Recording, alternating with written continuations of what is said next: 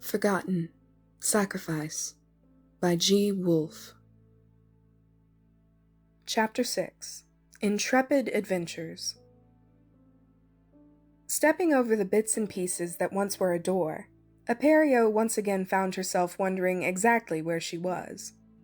Just like the room she had crashed into upon her return to this world, the corridor had all the hallmarks of Empire construction.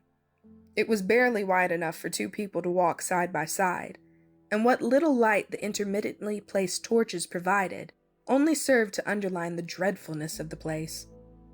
It even featured the fake window slits the Empire had in their cells. There was no sky to see behind them, only more stone.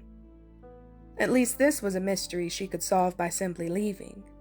If she indeed was in the Empire, something she had seriously doubted after her encounter with the human party, it would be obvious as soon as she left the dungeon.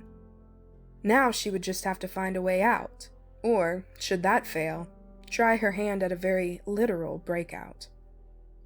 With a goal in mind, Aperio walked past numerous empty cells, briefly stopping whenever something caught her eye. More often than not, it turned out to be a dead beast of some kind, though most of those looked like one-headed miniature versions of the dog beasts that had been killed by the humans. Much like their bigger brother, these were probably killed by them as well. Not that she would complain, it did make the entire journey easier for her. When it wasn't a beast, it was something that could have been described as a priceless treasure by most people. A collection of sparkling accessories that would definitely not be out of place at even the fanciest of parties lay out in full view. There were also weapons to be found, mostly in the form of swords that looked far too ornate to be of any actual use, and she had once even spotted a full suit of armor that, while impressive looking, could only serve as decoration. Nobody could fight in armor with shoulder pads bigger than their head. All of these things were made out of a greenish gold metal that she had definitely seen before, but couldn't recall the name of. They were also completely useless for her. She had no use for jewelry that would probably try to bend your mind, and she also didn't know how to fight with a sword. Putting on the armor? The thought of having her wings squished by the metal sent a shiver down her spine. There was no way she would ever wear something like that. After walking past a few more discarded items and maimed beast corpses, she stopped. The blue mage took something out of the bigger beast, didn't he? With that thought, she picked up one of the dead bodies for inspection. It was mostly intact, the only visible damage coming from a deep cut at its neck. She turned the body to look at the chest, the place she saw the blue-robed man pull something out, but couldn't find anything that would warrant such an action.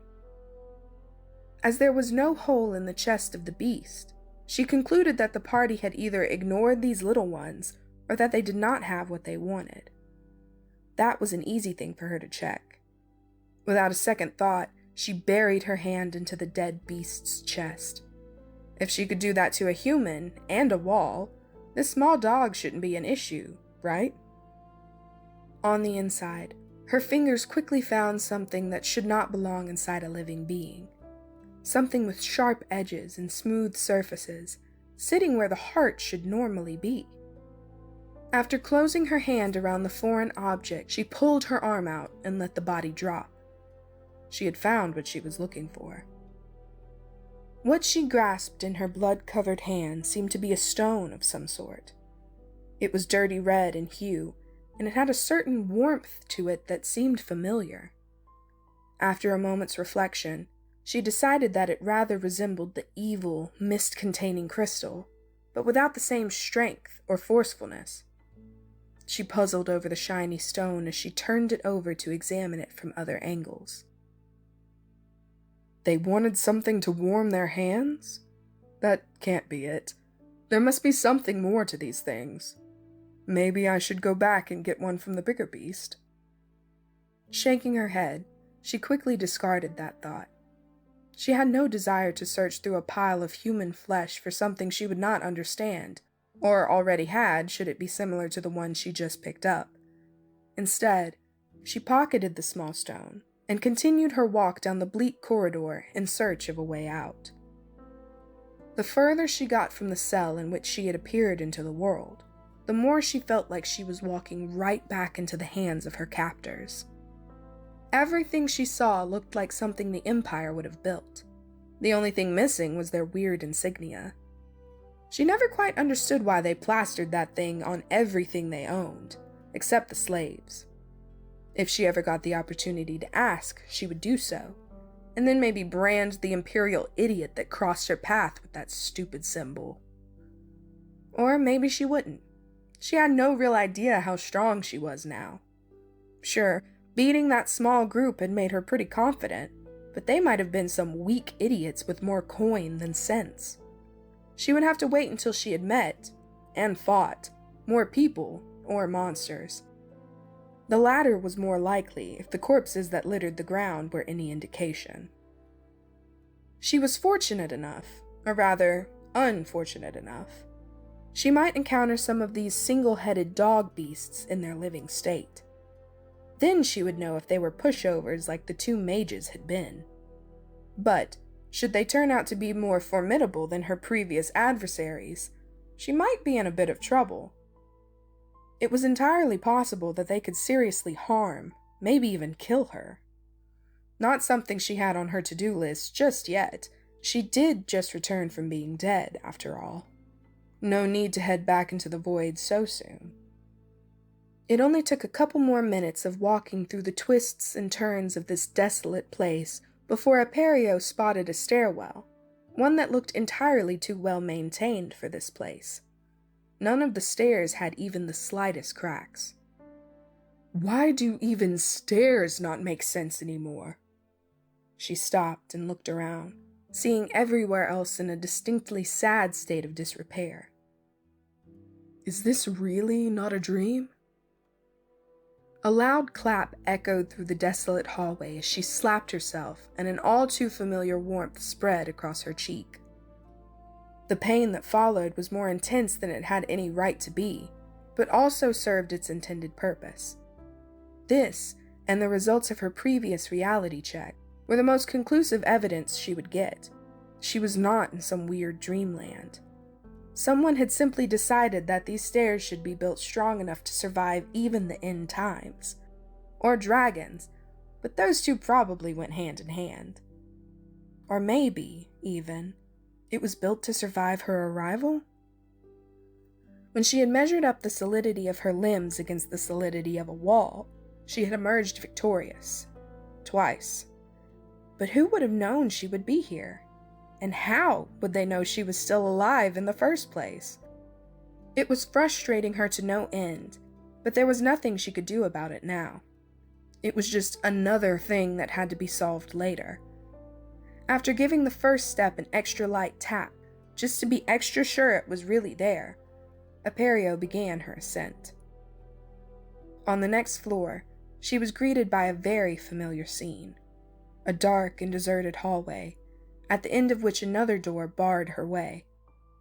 Said door was promptly removed from its hinges as a fairly annoyed elf gave a good kick. If this continued, she would earn a title for destroying them all. The room that was now accessible looked a lot more like a throne room, and less like something you would expect to come before a dungeon, complete with expensive-looking marble flooring and weird sculptures of something she couldn't identify that held up the ceiling. It had once even featured an actual throne, or at least a very fancy chair. She couldn't really tell as it had been smashed to pieces. Normally, kings and emperors didn't want to see the people they threw into their cells, with perhaps the exception of watching their favorite slaves suffer. But even then, having potentially hundreds of them walking through your throne room every day? Aperio just shook her head. Not many things had made sense since her return, so why should the layout of this place be the exception? On the other side of the chamber, she spotted yet another closed door, which just brought another question to mind. Why are all the doors intact? They weren't in pristine condition, but at least they were still in one piece, something the rest of these ruins could not claim. She seriously doubted that the humans that came through here before her would take care not to break them. They obviously wanted to get that big dog, or the crystal. Keeping in trend with the other doors, this one also featured a ward. In fact, it was the exact same as the one she had previously destroyed. To her, it was clear that someone had made this entire structure to keep that crystal contained. If she had to guess, it was probably because the thing tried to enslave everyone that touched it. At least, she assumed it would try that with other people as well. Her pace slowed as something dawned on her. Maybe those humans tried to destroy the crystal. She shook her head. They probably tried to harvest it, to make more of those wretched things. Her features twisted into a frown as a more unpleasant possibility made itself known. Could they have been under the thrall of that thing? She had destroyed the crystal and the mist inside of it, but sadly that rarely broke the magic. Once cast, most spells of this kind could sustain themselves forever, even if the one that had invoked them was killed. But they would also always leave a mark of some kind. She should probably have taken her time to inspect the body of the mage after she repurposed his robe. At least that way she would have known for certain. That would mean that the crystal had been alive. But that was something she could accept, easier than some of the things that had happened since she had left the void. When did I become so pensive? She quickened her pace as she pushed the thoughts from her mind. It was less successful than she had hoped. The nagging feeling that the humans didn't choose to attack her just wouldn't go away. Talking would have been nice, she mumbled to herself as she walked over the cracked marble floor towards the next piece of wood that required an audience with her foot. The meeting ended quickly as the door failed to make proper introductions and simply transformed itself into a myriad of tiny splinters. Truly magical. The one thing that differentiated this floor from the last, besides its much grander appearance, was the absence of corpses, or monsters. No matter where she looked, she couldn't find anything, living or dead. What she did find were signs of battle. Some blackened stone, and some marks on the walls that could have resulted from either angry claws or a very sharp sword. Aperio didn't know how long she wandered around before finding the next stairwell leading upwards. Without the sun to help her tell how much time had passed, she could only guess. She wished she had one of those fancy watches the nobles seemed so fond of. That way she could have some sort of indicator as to how much time had passed. She'd never learned to read them, of course, but still, counting circuits of big and small hands would be far better than nothing at all. Luck, however, was not on her side. She had looked through many of the more opulent-looking rooms in hopes of finding a watch, or even something else that might have been useful, but could only find different kinds of jewelry. There was no reason to touch any of those, especially the necklaces, all of which seemed to be made of the same silvery metal as the one the blue mage had offered. There was always the option of going back down, but something told her that she wouldn't find what she was looking for there either. It would probably be for the best if she simply continued her journey upwards. Maybe she would get lucky and find something that could help with the timekeeping. Another remarkably pristine flight of stairs, a brief walk down a dark hallway, and a fourth broken door later, she was staring at a markedly different setting. There were no corpses and random trinkets strewn over the floor. Everything looked neat and tidy, if you ignored the obvious cracked and sometimes outright missing pieces of the walls. A few tentative steps into the new floor brought no new insights. Only after she had wandered further into its depths did she find something. Rooms full of things, dead things. They reminded her of worms, but they were simply too large and looked a lot fluffier. Curious. Wanting to get a better view of this new beastie, Aperio grabbed one of the more intact-looking ones and hoisted it up. Her previous assumption seemed a decent enough guess. It did look like some kind of big, weirdly fluffy worm. But there was another thing she wanted to see. A wet crunch, some digging, and a bit more blood later, she extracted another one of those stones from the maybe worm's now mutilated carcass. Unlike the previous stone she had procured, this one came in a mottled blue and felt cool to the touch. Intrigued by their difference, she fetched the warm stone from her pocket and held it next to her newest acquisition. Having them side by side revealed another small detail that could be meaningless, but still caught the elf's eye.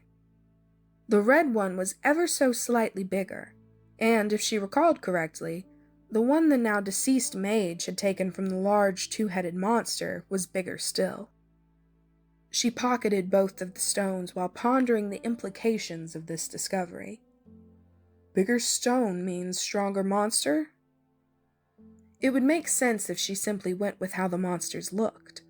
A giant dog monster should be stronger than an oversized fluffy worm. But you never knew. It was entirely possible that these maybe worms could use magic while the dog could not. She was decently certain that it could not. Otherwise, it would have done so in its fight against the humans. But, like so many things lately, this would require further investigation that she simply couldn't do right now. It would, most likely, also require asking a person that actually knew about these things. To do that, she would have to find such a person, and hope they spoke the same language. And to do that, she would have to manage to leave this place. The more floors she went through, the more bizarre the entire thing seemed. Every single one of them featured a different theme with different monsters, even if said monsters were all dead. Why someone would build a place like this was beyond her, but at least she got more evidence that a stronger monster would result in a bigger one of those stones. Every time she would arrive on a new floor, she would look for one of the deceased inhabitants and remove the weird stone from its chest. Some of them looked and felt like the ones she already had, just a bit smaller, while others were completely new. She even found one that gave her a very similar feeling to the void. It simply felt right to hold it. There were a few other things that gave Aperio pause, however. She had no idea how long she had been ascending through these ruins now, but it had to have been days, and yet she didn't feel the need to sleep, eat, or drink. Was that a magic of this place, or was it her new self? Whatever it was, she was quite thankful for it. Eating partially rotten corpses was not something she wanted to do again. She had stopped counting floors a while ago, as there were simply too many, but as she reached the top of yet another staircase, something wonderful caught her eye. Bouncing off of the polished marble of the next staircase was a light that could only come from the sun. The thought of finally leaving this place gave her great feelings of joy, almost as great as the joy she had felt after being told she was to be sacrificed. She was finally free.